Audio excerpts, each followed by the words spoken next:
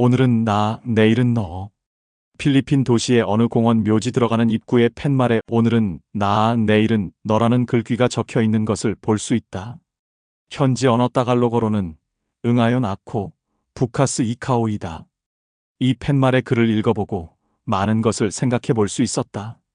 삶과 죽음은 오늘과 내일의 차이와 같은 것 같다. 오늘 멀쩡하게 살아있던 사람이 다음날 갑자기 교통사고로 심장마비로 세상을 떠났다라는 말을 많이 듣는다. 우리 인생의 삶이라는 것이 지나고 보면 지극히 짧은 순간의 삶이다.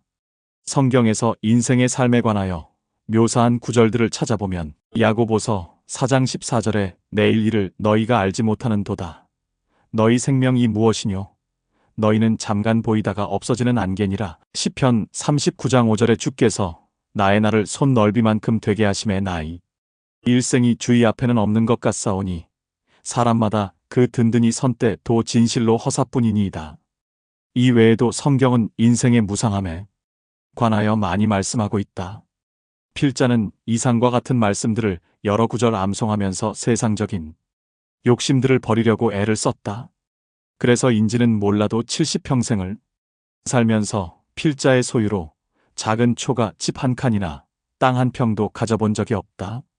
많은 지인들이 필자에게 노후 대책을 세우라고요. 여러 차례 권고할 때마다 그럴 형편도 안 되었지만 나의 노후 대책은 하나님뿐이다라고 늘 상 말해왔었는데 지금까지 자녀들에게나 누구에게도 손 벌린 적 없이 살아왔고 지금도 그렇게 살고 있다.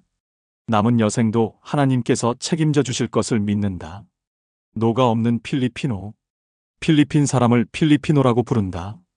대부분의 필리핀 사람들은 노라는 말을 잘 사용하지 않는다. 누군가가 물으면 언제나 예, 쓰나 따갈로거로 오피오 오뽀라고 대답한다. 한국 교회의 어느 단기 선교팀이 한국에서 전도 훈련을 철저히 받고 필리핀 어느 지역에서 복음을 전했다. 주일에 교회 오세요라고 Please come to our church and coming Sunday 하며 초청장 전도지를 많이 돌렸다.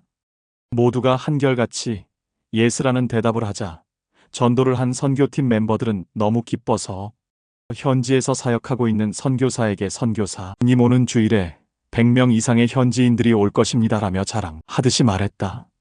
그러나 그 선교사는 그래요 라고 웃으면서 기다려보자고 하였다. 그가 그렇게 말한 것은 아무도 오지 않을 것을 알고 있었기 때문이다.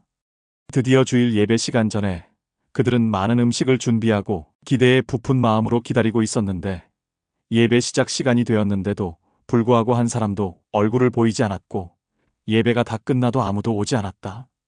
그때 애야 그들은 실망을 하고 시무룩해 있어서 그 선교사가 그들에게 필리핀인의 문화에 관하여 설명하자 이해를 하고 다시 전도 전략을 세워 그들이 단기 선교 일정이 끝나기 전에 현지인 몇 분을 초청할 수 있어 그들을 대접하고 그들에게 작은 선물도 하고 떠난 일이 있었다.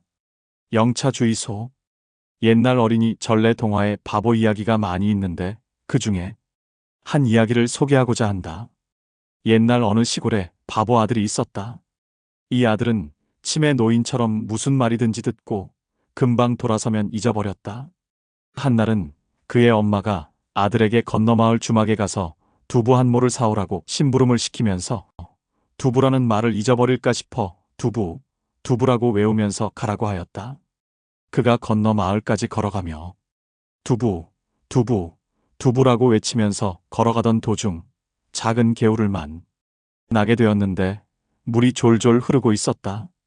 그 개울 폭이 조금 팔짝 뛰어야 발을 물에 적시지 않고 건널 수 있었다.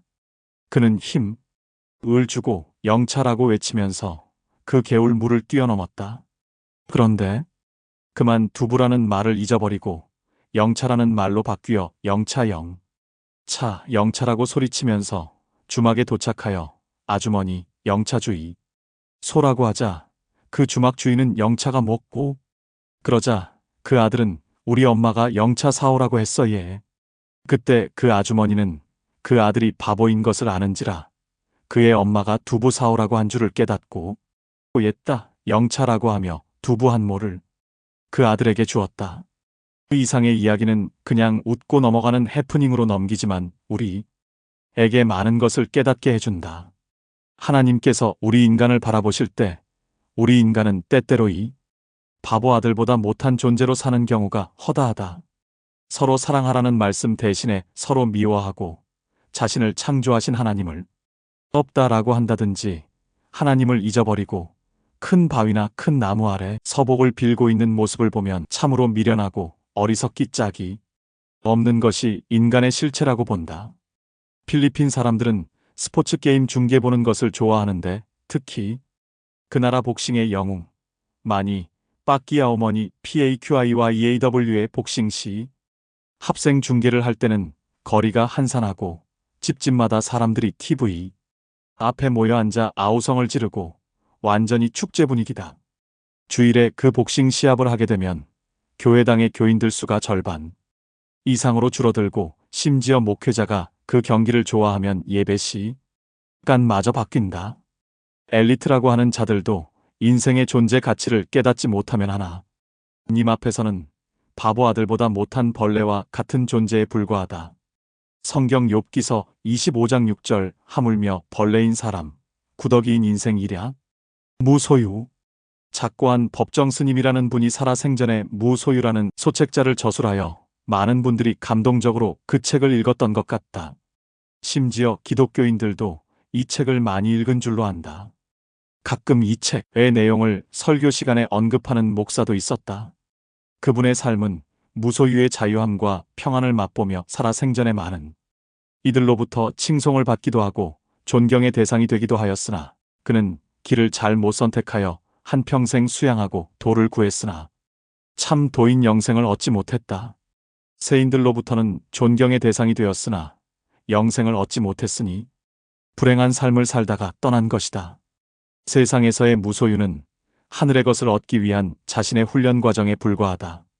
필자는 선교지에서 많은 이사를 하였는데 도시를 떠날 때는 필자의 모든 소유를 현지인 목회자에게 넘겨주고 감으로써 늘 보따리 싸는 삶을 산 것 같다.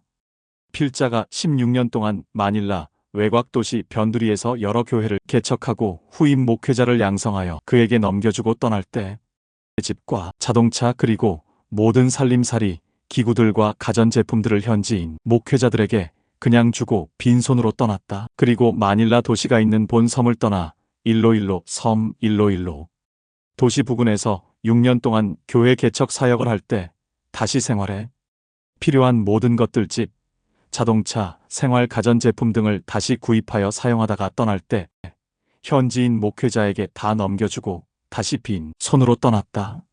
또다시 다른 섬인 바콜로드시 외곽 도시인 실라이시에서 3년 동안 교회 사역을 하면서 다시 생활에 필요한 모든 것들을 구입하여 사용하고 떠날 때 현지인 목회자에게 넘겨주고 코로나 전 연병과 건강상의 문제로 필리핀 선교 사역을 마무리하게 되었다.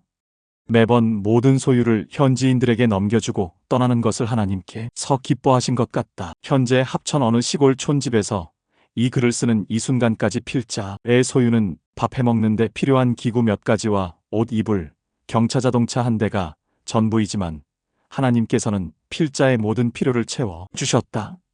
필자의 이름으로 된 집과 땅은 없어도 늘 자유를 누리며 평안함이 있으니 거저 감사할 뿐이다.